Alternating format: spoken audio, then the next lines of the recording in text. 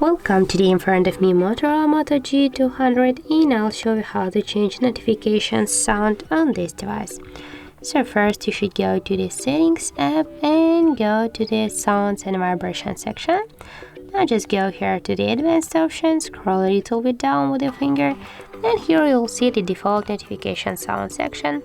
That's sweet right now. Now just if you want to change the notification sound, select one from these available default notification sound. Also, if you tap here to the plus icon, you can add the custom notification to your device, or also you can switch it just to none. And that's how it looks. Now just tap here to OK, and that's it. So now, as can you see, our notification sound has changed successfully to the Momentum one. So that's how it looks. If you find this video helpful, remember to leave a like, comment and subscribe our channel.